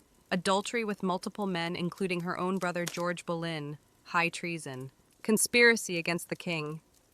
In another world, such accusations against a queen would have been unthinkable. But here now, they were simply theater. A grim performance designed to give Henry VIII exactly what he wanted. Anne's downfall wrapped in a thin veil of legality. Anne defended herself with the same fire that had once won Henry's heart. She denied every accusation with intelligence, precision, and an unwavering composure that astonished even her enemies. She reminded them that she had been crowned with sacred oil chosen by God and anointed as Queen of England. She reminded them of her loyalty, her sacrifices, her love. But it was all for nothing. The verdict had been decided long before Anne set foot in the courtroom. The trial was a spectacle for the court, and for the people a public unmaking of a once unbreakable woman. Witness after witness, many coerced or bribed, spoke damning words. Dates and places contradicted each other. Evidence was flimsy when it existed at all. But the truth was irrelevant now. Anne was found guilty. Her George and the other men accused with her were sentenced to death as well. Anne would be executed by beheading, a merciful sentence compared to the usual traitor's death of hanging, drawing, and quartering. When the verdict was read, Anne did not break. She stood tall, her face pale, but her spirit fiercely intact. In those final moments before being led back to her cell, she spoke clearly, declaring that she was prepared to die and prayed that God would have mercy on her soul. As the heavy doors of the hall closed behind her, the court exhaled in relief. The storm, Anne had been brilliant, dangerous, unforgettable, was nearly over. But even then, they did not understand. They were not erasing Anne Boleyn. They were immortalizing her in betrayal, in tragedy, and in legend. After her trial, Anne Boleyn was returned to the Tower of London, not as the triumphant queen who had once commanded England, but as a condemned prisoner awaiting death. Yet even facing the end, Anne refused to crumble. In the cold, echoing halls of the tower, Anne prepared herself. She spent hours in prayer, kneeling on the hard stone floors, her hands clasped tightly, her voice steady. She confessed to no crimes because she believed she had committed none. She was not afraid to die, she said, but she prayed that her death would bring peace to the kingdom and perhaps mercy to her little daughter Elizabeth. Her ladies-in-waiting, those few who had stayed loyal, wept in private. Anne comforted them instead of the other way around. She joked bitterly at times that she would be remembered as a queen who had lost her head. In her dark humor was the stubborn spark that had made her unforgettable. Henry VIII, meanwhile, showed no sign of mercy. He had already turned his attention to Jane Seymour. Even before Anne's execution date was finalized, Henry was arranging his next marriage. For Anne, this final betrayal from the man who had once torn down a kingdom for her must have been the deepest cut. On May 18th, 1536, Anne was told she would die the next morning. She slept little that night. Instead, she spent her final hours in prayer, asking God for forgiveness for all who had wronged her, and perhaps for herself for the ambition and pride that had led her here. Henry, with a flicker of royal kindness, had arranged for a French swordsman to carry out the execution faster, cleaner, less brutal than an axe. It was a small mercy, bought perhaps more for the king's conscience than for Anne's comfort. At dawn, Anne dressed carefully for her final moment, a dark gray gown of damask trimmed with fur, a crimson kirtle beneath colors of dignity of sacrifice. She pinned up her dark hair and tucked it beneath a simple cap, ready to face the blade with grace. As the tower's cold morning mist curled around the courtyard stones, Anne Boleyn, Queen Mother survivor fighter, stepped forward. There would be no tears, no pleas, only a final act of courage in the face of history's judgment. Her end was near, but her story was just beginning. On the morning of May 19th, 1536, Anne Boleyn ascended the scaffold built within the Tower of London's walls. A small crowd gathered, courtiers, guards, a few witnesses, all wrapped in silence as if even the stone walls held their breath. Anne stood tall, her gray gown fluttering slightly in the cold morning breeze. She looked thinner than she had at court, her face pale but calm. There were no hysterics, no broken sobs. If anything, she faced death with the same fierce dignity that had once shaken a kingdom to its knees. She spoke briefly, carefully, choosing her final words. She did not accuse, she did not defend herself. She prayed for the king's health and prosperity, the very man who had abandoned her. In those final moments, Anne offered the world not a confession, but forgiveness. Her courage stunned even those who had come to see her fall. The French executioner, brought specially to ensure a swift death, stepped forward. Anne knelt upright, her hands folded in prayer, her eyes lifted toward the heavens. A small white cloth was tied around her eyes. She remained still. The sword flashed, once silent, swift, and Anne Boleyn, Queen Mother History Maker, was no more. She was buried quickly in an unmarked grave within the tower grounds, laid to rest in an arrow chest, because no proper coffin had been prepared for her. A queen once crowned in gold, now left to vanish without ceremony. Yet Anne's story didn't end in that cold grave. Her daughter Elizabeth, the child whose birth had once disappointed a king, would rise to become one of the greatest monarchs in English history. Elizabeth I, the Virgin Queen, whose reign would see the flowering of English art, power, and global influence. A queen who inherited her mother's fierce spirit, sharp mind, and unyielding resilience. Anne Boleyn changed the course of England forever. Her ambition helped trigger the break with Rome and the birth of the Church of England. Her fall showed the world that even queens could be cast aside. Yet through her blood, through Elizabeth Anne's legacy, blazed brighter than any crown she had worn in life. In the end, Anne Boleyn won a kind of immortality not through her survival, but through her indelible impact on history. By the early 1770s, the American colonies simmered like a pot left too long over a roaring fire. The relationship with Britain, once seen as the proud mother country, had soured into resentment, suspicion, and growing fury. It hadn't started with tea. Years earlier, the Stamp Act had enraged colonists by placing taxes on everything from newspapers to playing cards. That was followed by the Townshend Acts, taxing essentials like paper, glass, and paint. Each new law passed thousands of miles away by a parliament in which the colonists had no representation was like another spark landing in dry brush. At first, the anger showed itself in polite petitions and fiery pamphlets. Colonial assemblies drafted formal protests. Merchants organized boycotts. Writers like Samuel Adams and John Dickinson filled newspapers with passionate arguments about liberty and rights. But as time wore on, frustration deepened into something darker. A slow realization that Britain wasn't listening. Worse, Britain didn't care. Many colonists clung to the hope that if they just made enough noise, if they just reasoned hard enough, Parliament would repeal the taxes. And sometimes they did. The Stamp Act was famously repealed after loud colonial protest. But every small victory was followed by new legislation, new taxes, new insults. It wasn't about the money, it never really was. The taxes themselves were modest by British standards. What infuriated the colonists was the principle. They were being taxed without consent, treated as subjects rather than citizens, ruled like distant possessions rather than partners. Boston, more than any other city, became the beating heart of resistance. The Sons of Liberty, a secretive, fiery group of patriots, grew louder and bolder. In 1770, tensions exploded into violence when British soldiers fired on unarmed civilians in what became known as the Boston Massacre. Blood had already stained the cobblestones. Trust was a thing of the past. By 1773, the colonies were teetering on the edge. A final insult would tip them into open defiance, and it came not in the form of soldiers or new laws or armies, but in the quiet, seemingly harmless shape of crates stacked with tea. The colonists didn't know it yet, but the night that tea floated in the cold waters of Boston Harbor, the world would change forever. In 1773, Parliament made a critical miscalculation. Believing the American colonies would quietly accept cheaper tea, they passed the Tea Act, a law that was supposed to save the struggling British East India Company and incidentally reassert Britain's right to tax the colonies. On paper, it looked like a good deal. The Tea Act allowed the company to sell tea directly to the colonies, cutting out the middlemen, slashing prices, and offering a luxury product at a bargain. A few pennies cheaper, what could possibly go wrong? Everything. Because the problem wasn't the price of tea, it was the principle behind it. The Tea Act left the hated tax on tea firmly in place. Accepting the tea even at a discount would mean acknowledging Parliament's right to tax the colonies without their consent. To many Americans, that was unthinkable, a surrender of the liberties they had fought to protect for more than a decade. The news of the Tea Act spread like wildfire through the colonies. Merchants fumed. They saw their livelihoods threatened by a monopoly that would crush local trade. Patriots raged at the hidden message. The Crown still believed it could do whatever it pleased.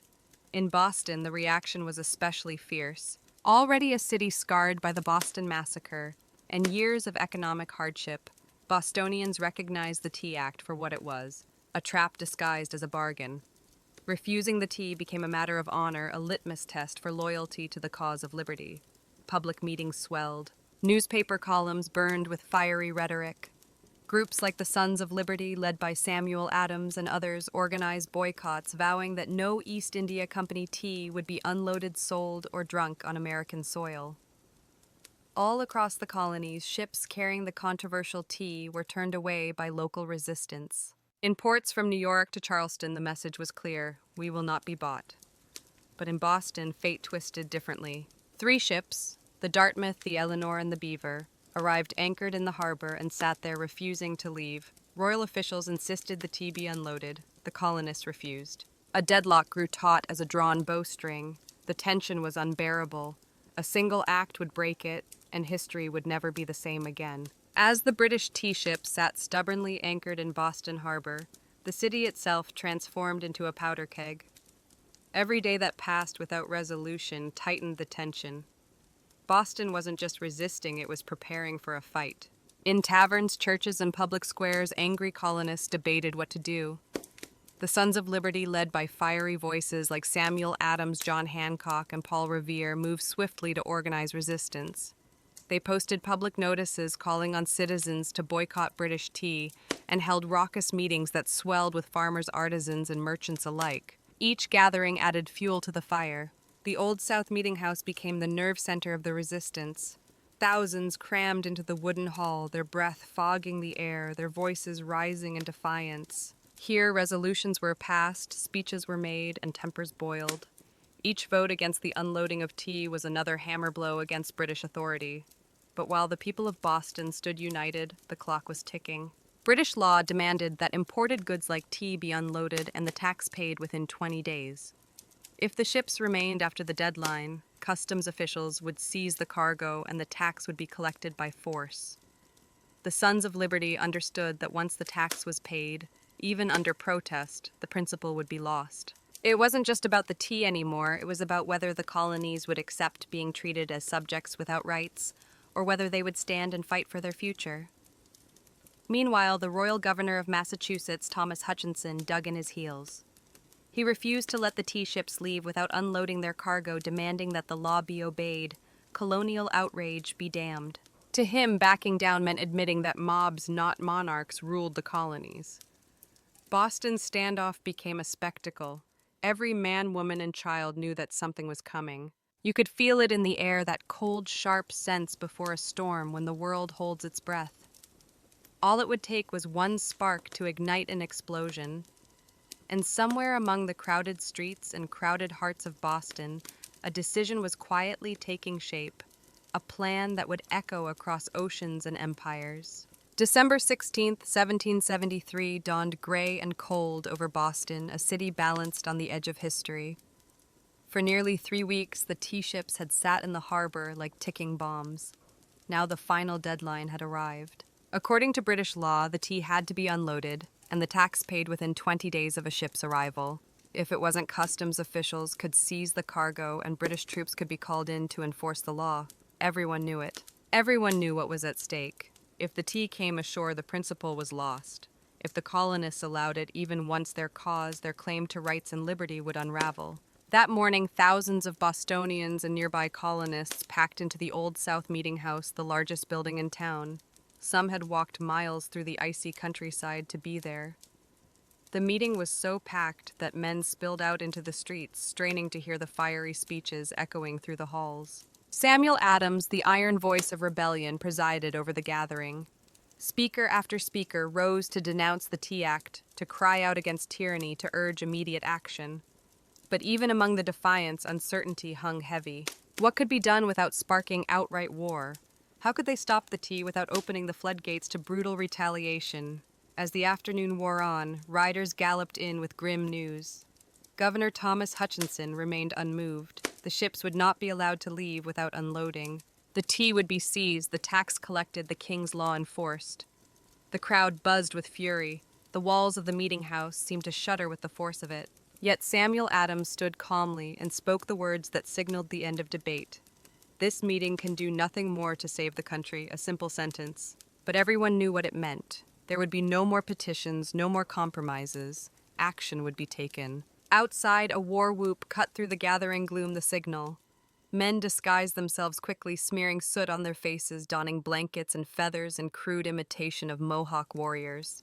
It wasn't about fooling anyone. It was about creating a symbol, a message no one could mistake.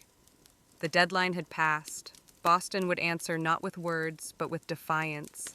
As twilight deepened over Boston on December 16, 1773, the quiet streets began to stir. Figures moved through the shadows. Ordinary men cloaked in rough blankets, their faces blackened with soot, some adorned with feathers. They weren't trying to fool anyone into believing they were real Mohawks. Their disguise was symbolic, an act of shedding their old identities, of taking a stand as something new, something fierce. By the dozens, they made their way to Griffin's Wharf, where the 3 tea ships, the Dartmouth, the Eleanor, and the Beaver, lay anchored. The harbor water churned cold and dark beneath them, thick with the sharp bite of winter air. There was no shouting, no drunken chaos. This was not a riot. It was a mission carried out with calm, ruthless precision. Armed with hatchets and clubs, the disguised colonists swarmed the ships, overwhelming the few crew members still aboard. No harm came to the sailors. They were pushed aside, watched in silence as the operation began. Men split open the wooden chests with practiced blows, the fragrant smell of fresh tea spilling into the cold night air. Others heaved the crates overboard, their heavy splashes echoing across the still waters of the harbor. Chest after chest, 342 in total, was broken and dumped until the black water swirled with thousands of pounds of tea leaves. Spectators watched from the wharf, silent, awed. British guards stationed nearby made no move to intervene. Whether from confusion, sympathy, or fear of escalating violence remains unclear. Some accounts suggest that even among British loyalists there was an understanding. Something had shifted, and there would be no stopping it tonight. The discipline was extraordinary. No cargo was stolen, no one raided the ships for valuables. Only the tea, the hated symbol of British oppression, was targeted. In a town where hunger and hardship were daily realities, the men could have easily turned the protest into an excuse for looting. They did not. When it was over, the harbor resembled a great swirling cauldron filled with torn chests and soaking tea leaves. The smell of the sea mixed with the sharp tang of smashed tea, filling the night air with a strange, bittersweet scent. The work was done. Silently, the men disappeared into the night, vanishing into the alleys and back streets of Boston. They left behind no names, no leaders, no claims to fame, only the unmistakable mark of revolution. As the last broken crates bobbed in the dark water, Boston stood still, almost holding its breath. The Boston Tea Party wasn't a riot, a brawl, or a drunken spectacle. It was something far rarer, an act of cold, deliberate defiance carried out under the cloak of night. The harbor was transformed into a giant swirling teapot. Thousands of pounds of East India Company tea floated in great mats on the water, staining it black. Some colonists, curious and rebellious, scooped handfuls of soaked leaves from the harbor, only to be chastised by the Sons of Liberty patrolling the docks. Nothing was to be salvaged. No one would profit from this night's work. This was principle pure and simple. The town woke the next morning to the smell of hanging heavy in the air. News spread like wildfire, word of mouth, letters, broadsheets. By midday, everyone from apprentices to merchants knew what had happened, and opinions split fast. Among patriots, there was pride, a fierce swelling pride that ordinary men had stood up to the mightiest empire in the world and struck a blow for liberty. Among loyalists and moderates, there was horror. To them, the destruction of property was reckless, dangerous. Had the colonies crossed a line, they couldn't walk back from. Governor Thomas Hutchinson raged in his mansion, furious not only at the destruction, but at the message it sent. If the king's authority could be defied so brazenly in Boston, where else might rebellion spark? British officials were stunned. They had expected protest boycotts, maybe another riot like those that had broken out over the Stamp Act. They hadn't expected organized, disciplined revolutionaries to calmly destroy tens of thousands of pounds of royal property without so much as breaking a window. The ship's captains, the Dartmouth, the Eleanor the Beaver, could only watch helplessly as their cargo disappeared beneath the waves. In the official ledgers, the night's loss would be tallied at over 10,000 British pounds, a fortune. But the real loss wasn't measured in pounds sterling or ruined tea. It was measured in trust, in loyalty, in the fragile illusion that Britain still ruled her colonies with consent. The night the tea sank, something deeper rose to the surface, a shared, undeniable truth. The age of peaceful protest was ending, a reckoning was coming, and Boston was ready. When word of the Boston Tea Party crossed the Atlantic and reached London, the reaction was swift and furious. To British officials, it was not simply a protest, it was rebellion, an open, mocking challenge to royal authority that could not be ignored. King George III, upon hearing the news, was said to have grown cold with anger. Parliament, already frustrated by years of colonial disobedience, exploded in outrage. They demanded punishment not just for the city of Boston, but as a warning to all the American colonies. The result was a series of laws so harsh, they were quickly nicknamed the Intolerable Acts in America. The first blow came swiftly, the Boston Port Act. In one brutal stroke, Parliament ordered the closure of Boston's bustling harbor, the economic lifeline of the city, until the destroyed tea was paid for and order restored.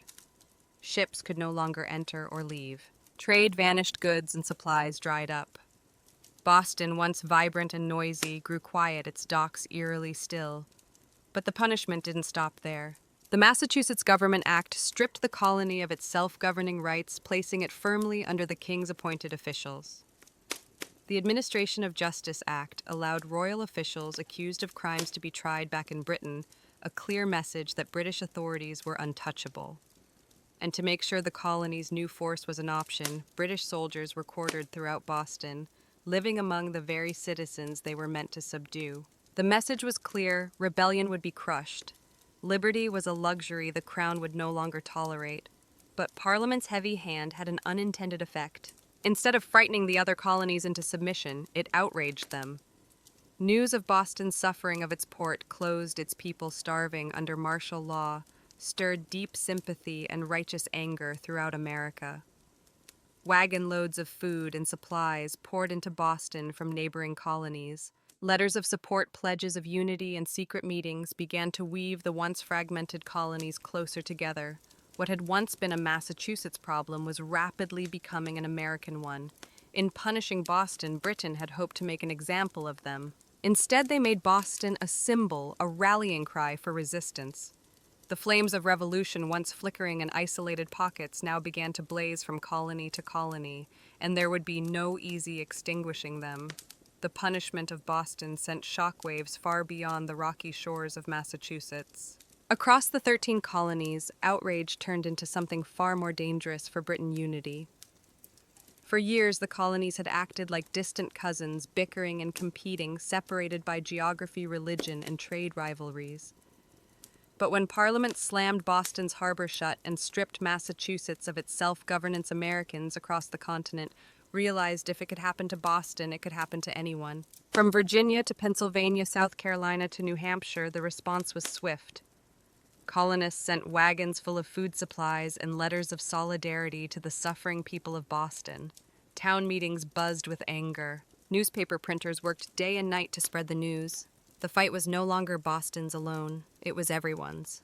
And so in September 1774, something unprecedented happened. The First Continental Congress convened in Philadelphia. For the first time, representatives from 12 of the 13 colonies gathered under one roof to discuss a unified response. Men like George Washington, Patrick Henry, John Adams, and Samuel Adams, once merely regional figures, now stood together as architects of a movement that was growing larger by the day. Their goal, at least officially, was not yet full independence.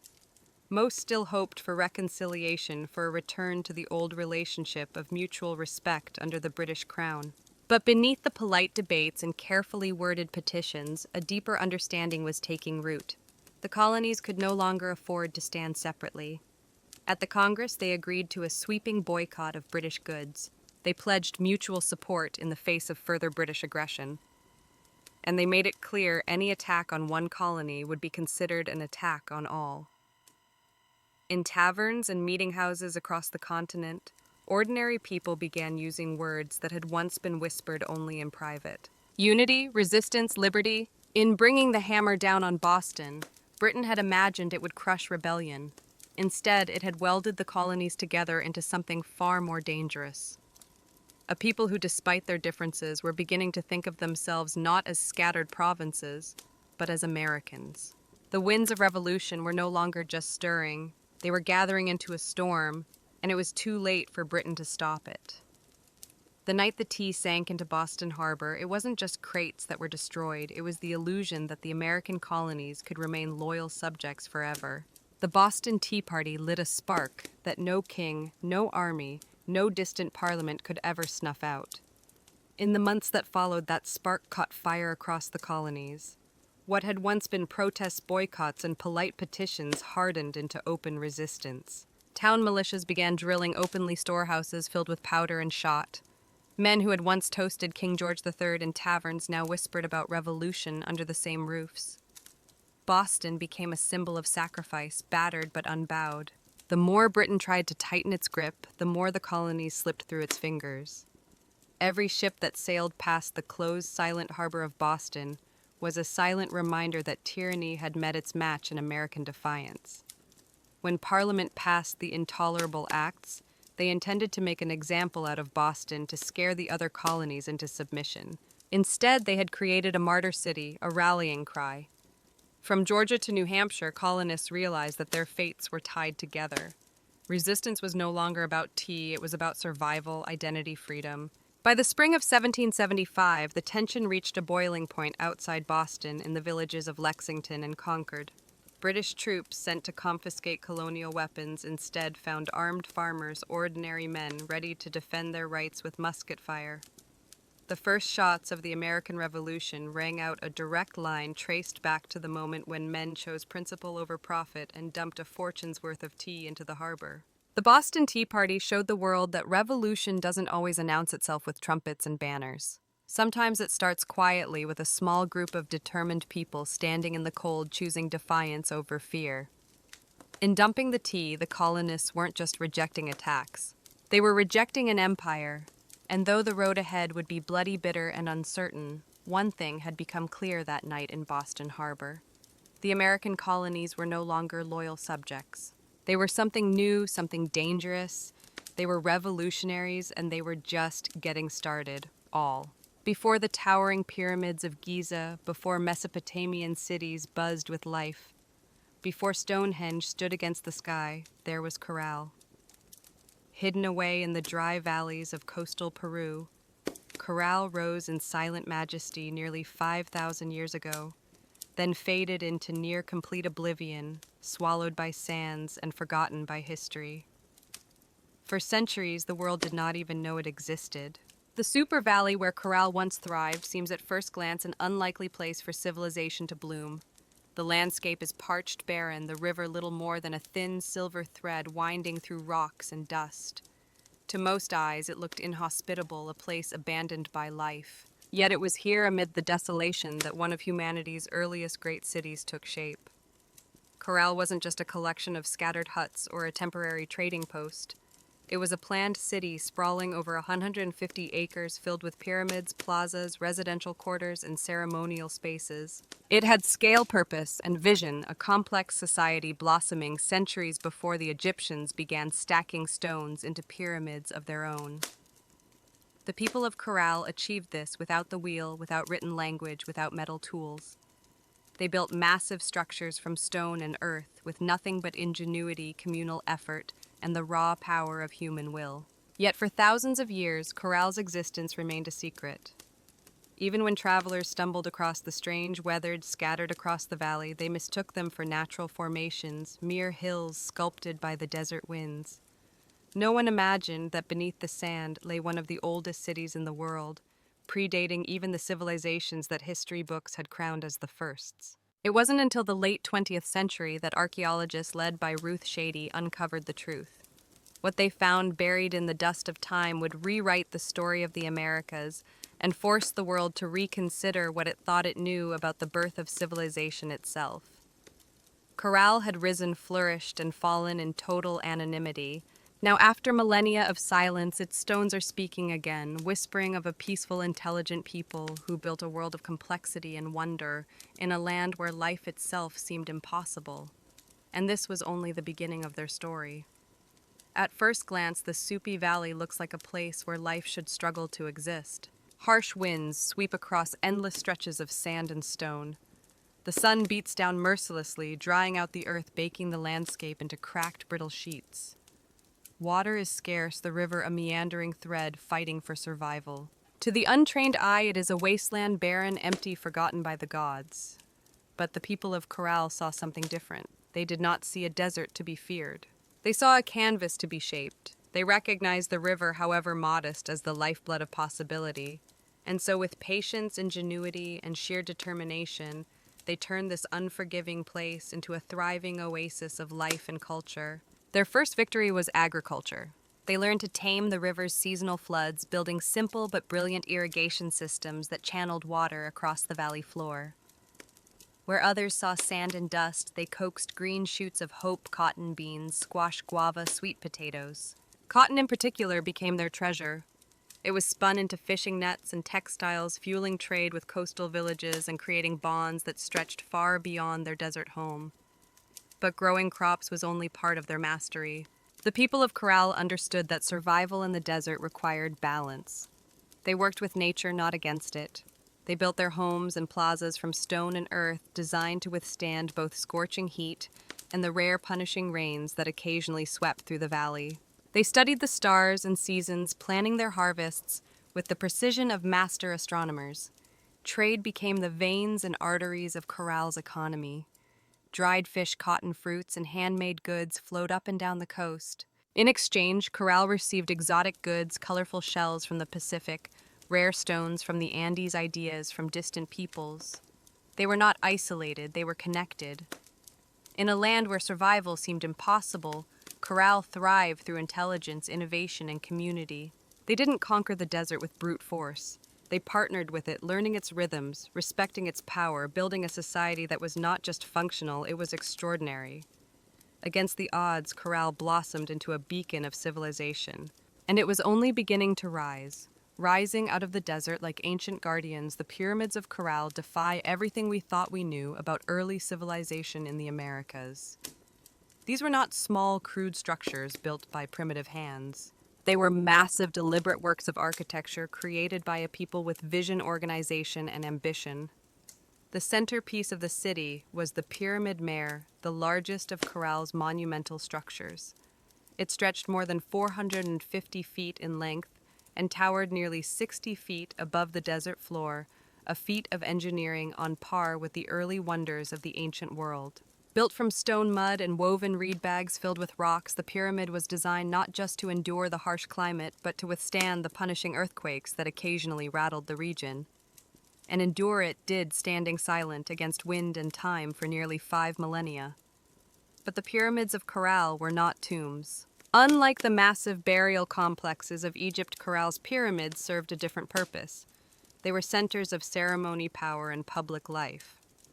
Temples and gathering spaces crowned their summits, accessible by broad, elegant staircases. Fires once burned atop these platforms, and rituals were held beneath the endless Peruvian sky.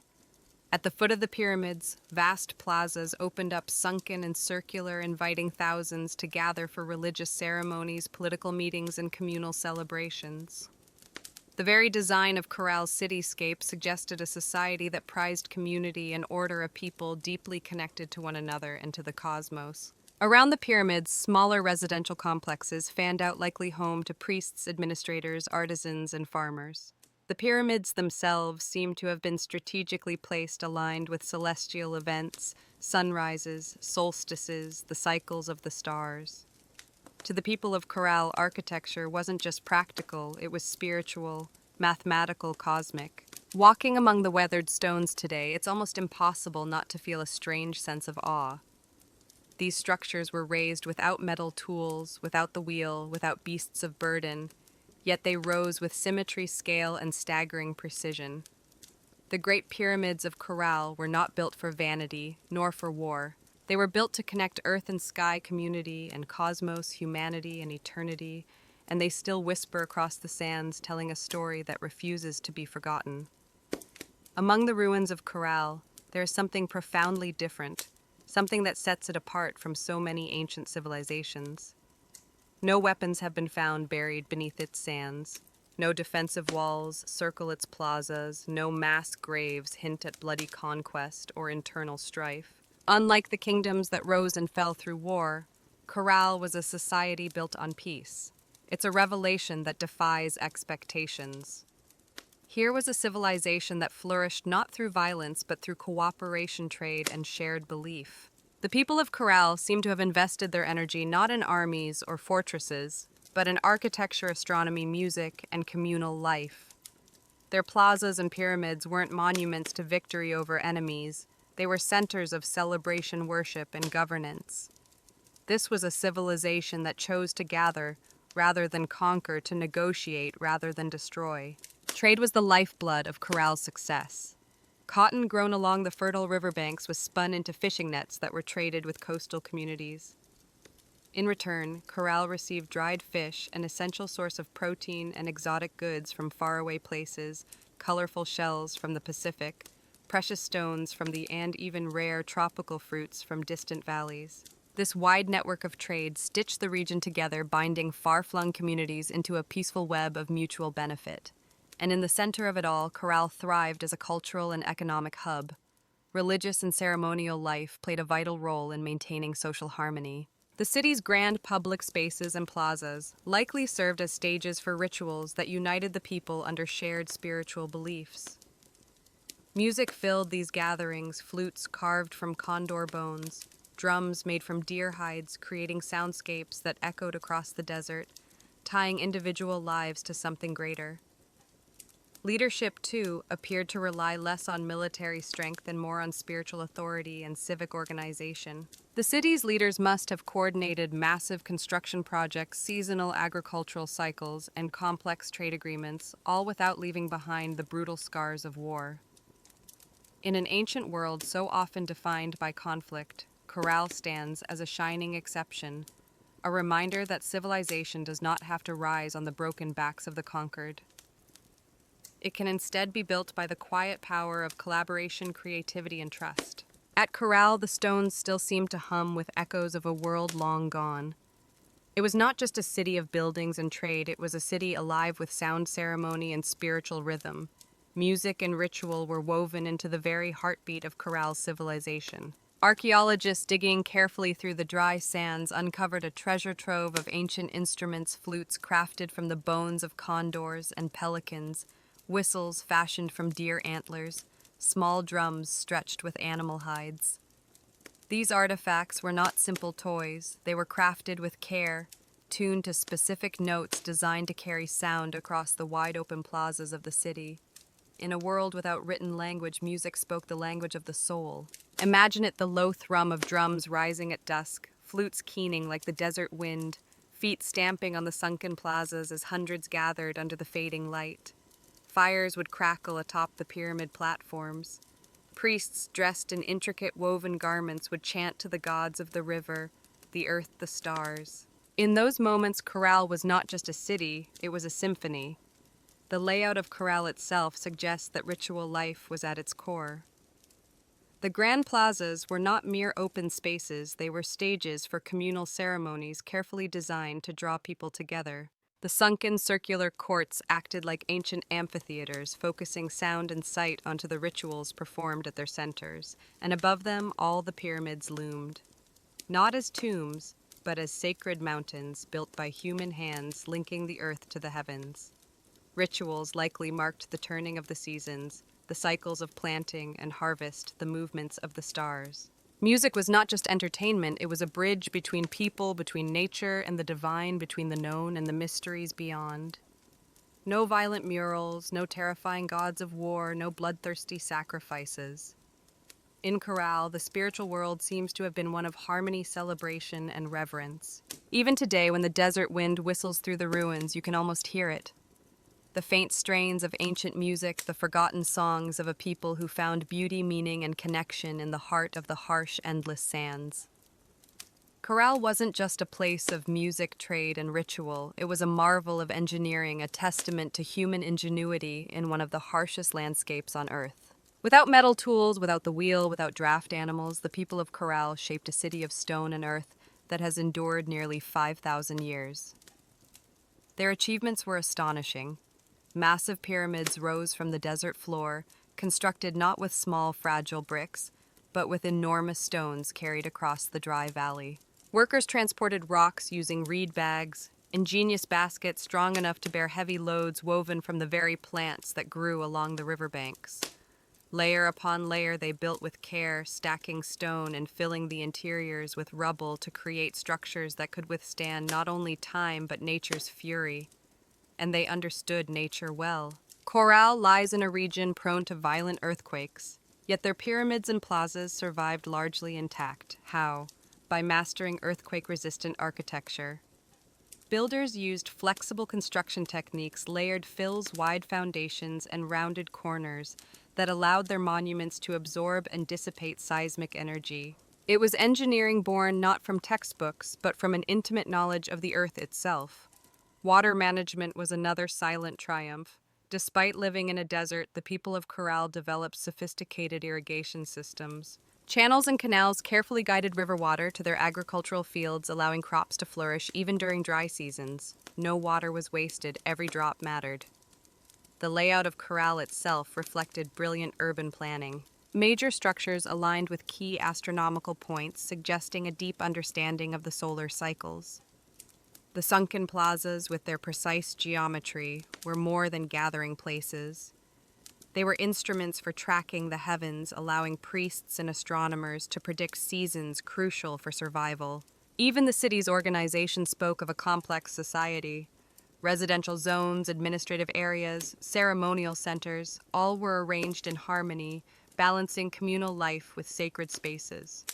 They built not just for the moment, but for generations. Today, as modern engineers marvel at Corral's resilience, they are reminded that greatness is not measured by technology alone. Sometimes the deepest wisdom lies in understanding the forces of nature and working with the land, not against it. Corral's stones have endured storms, quakes, and the erosion of time itself. They stand as a silent testament to a civilization that engineered their dreams into the desert sands. For centuries, the city of Corral flourished, a beacon of peace, music, trade, and architectural mastery in the desert sands. And then quietly, almost without a trace, it was abandoned. No fires marked its fall, no signs of conquest. scar its walls. No mass graves or shattered monuments tell a story of sudden disaster. Instead, Corral simply faded its plazas, emptied its pyramids, left to the drifting sands, its flutes and drums silenced by time. Why did they leave? That question still lingers like a ghost across the Super Valley. Some scholars believe that environmental change struck the final blow. Evidence suggests that a long period of drought may have crippled Corral's agriculture. Without the river's life-giving waters, the fields would have withered. Trade networks dependent on surplus cotton and food would have faltered. The careful balance Corral had maintained with its harsh environment may have finally tipped beyond repair. Other theories point to shifting trade routes. As neighboring cultures grew and new centers of power emerged along the coast, and inland Corral's influence might have diminished. Perhaps the goods they once supplied, cottonfish produce, were no longer enough to sustain their role as a dominant city. Slowly, the lifeblood of commerce drained away. Still others whisper of internal decline. Without written records, we can only imagine political struggles, religious upheaval, or simple exhaustion after centuries of growth.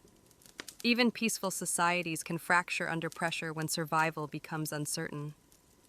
Whatever the cause, the departure seems to have been gradual, not sudden. Families likely drifted away one by one, seeking more fertile valleys, stronger rivers, new beginnings. Children who once ran across Corral's plazas grew up telling stories of a lost city behind them, stories that would eventually fade into legend. The desert reclaimed what humans had built. Winds carried fine sand over stone temples. Flutes lay buried beneath shifting dunes. What had once been a humming, vibrant civilization became a field of silent, sleeping mounds. For nearly 4,000 years, Corral remained hidden, a whisper beneath the sands, waiting. Today, as archaeologists carefully uncover its stones, the question still burns. How does a city so advanced, so beautifully crafted, simply vanish? Perhaps the truth is that even the greatest civilizations, no matter how wise or peaceful, are still fragile threads woven into the tapestry of time, forever vulnerable to the unseen forces of change. For millennia, Corral lay forgotten, buried beneath the silent sands of the Super Valley. Travelers passed the strange rounded hills that dotted the landscape, never suspecting that beneath their feet lay the ruins of a civilization older than the pyramids of Egypt. To them, these were just natural formations, mounds shaped by the wind and time. It wasn't until the late 20th century that the world would finally hear Corral's voice again. In the 1990s, Peruvian archaeologist Ruth Shady led a team into the Super Valley, driven by curiosity and a growing sense that these hills might hold secrets no one had yet uncovered. What they found would rewrite the story of human civilization in the Americas. Layer by painstaking layer, the sand was brushed away. Beneath it emerged walls of carefully cut stone, grand staircases, sunken plazas, pyramids, a city far older than anyone could have imagined. Radiocarbon dating confirmed the unbelievable. Corral was over 4,600 years old, thriving at the same time as the earliest civilizations in Mesopotamia and Egypt. It was a discovery that shook the foundations of archaeology. Before Corral, scholars believed that civilization in the Americas developed much later, shadowed by the great empires of the Old World. Corral changed everything. It proved that the Americas had birthed monumental architecture, complex urban life, and social organization independently long before the rise of the Incas or the Maya. Ruth Shady and her team found not just stone and rubble, but the remnants of life, musical instruments, fishing nets, textiles, quipu, ancient knot records, and even offerings made to the gods. Each artifact told a story of a people who had built a society with vision, intelligence, and profound creativity. Corral's rediscovery was more than an academic triumph, it was a resurrection. A civilization that had slept beneath the desert for thousands of years now stood revealed under the open sky, once more, its plazas kissed by the same winds that had once carried the sounds of flutes and the laughter of children. Today, Corral is recognized as a UNESCO World Heritage Site, a fragile, priceless link to humanity's earliest dreams of building belonging and believing. The sands had hidden Corral well, but in the end, the stones endured, waiting for someone to listen, to see, to remember. Corral stands today as a silent giant, a reminder that civilization's roots stretch far deeper than we once believed. Among its pyramids and plazas, the ancient stones whisper a story that reshapes our understanding of humanity's journey, a story not of conquest and bloodshed, but of harmony, ingenuity, and hope. Long before the towering empires of Greece, Rome, or even Egypt, the people of Corral were building something extraordinary. They raised pyramids without the wheel. They mapped the stars without written records. They created a thriving society rooted in trade, music, ritual, and engineering, all without leaving scars of war upon the land. In an era often defined by conflict, Corral offers another vision of what civilization can be: a society that valued connection over conquest, knowledge over domination. It reminds us that complexity does not require violence, that greatness is not measured by how many armies march across a battlefield, but by how a community comes together to build, to create, to dream. Corral's legacy reaches far beyond the dry sands of the Soup Valley. It challenges old assumptions that civilization had a single cradle, that urban life and monumental architecture belonged first to the old world. Corral proves that humanity's spirit of innovation and aspiration arose independently in many corners of the earth, shaped by different hands, but driven by the same eternal desires to endure, to celebrate, to reach toward the divine. Today, walking among Corral's weathered ruins, you can almost hear it. The pulse of drums, the low hum of flutes, the murmur of traders bargaining in the plazas, the laughter of children racing through stone alleys under a sky of endless stars. Their lives, their dreams, their stories are still with us, etched into the bones of the earth. Coral teaches us that even when civilizations fall, their spirit can endure, sleeping under sands, waiting to be remembered, waiting to inspire again. In the great timeline of human history, Corral shines not just as a relic of the past, but as a beacon for the future. A reminder that even in the harshest deserts, even under the heaviest sands, the seeds of wonder, wisdom, and peace can take root and build a world that reaches for the stars.